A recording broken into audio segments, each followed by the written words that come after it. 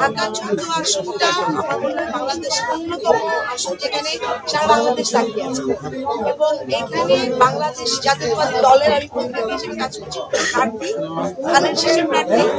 এবং এইটা আমার মনে হচ্ছে অনেক বেশি আল্লাহর সম্মানের,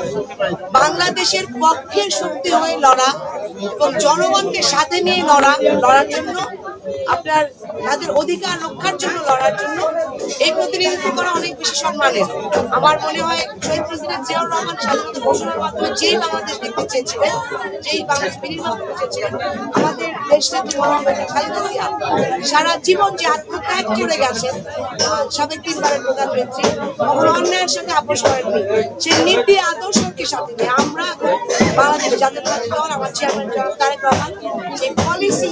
জনগণের জন্য নিয়ে এসছে, আমার মধ্যে নাগরিকদের জন্য ফ্যামিলি কার্ড থেকে শুরু করে বিভিন্ন মানবাধিকার সংরক্ষণ থেকে শুরু করে প্রত্যেকটা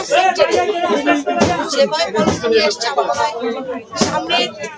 বাংলাদেশের জনগণ ঢাকার 14 আসন অপেক্ষা করছে যে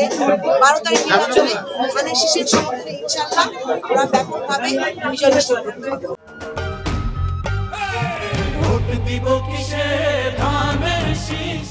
আমরা নিশ্চিত করতে চাই সুষ্ঠু সুন্দর নির্বাচন হোক। আমার দলের পক্ষ থেকে এখন আমরা বিশৃঙ্খল ঘটনা দেখব,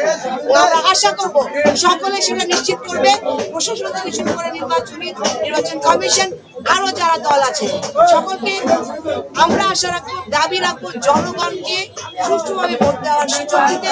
পরিবেশ রক্ষা করে চলতে এবং ইনশাল্লাহ আমরা নিশ্চিত করতে পারবো মানুষকে তাদের ভোটাধিকার প্রয়োগ করার সুযোগ দেবো ইনশাল্লাহ। ধানের শীষের বিজয় নিশ্চিত করবো ইনশাল্লাহ।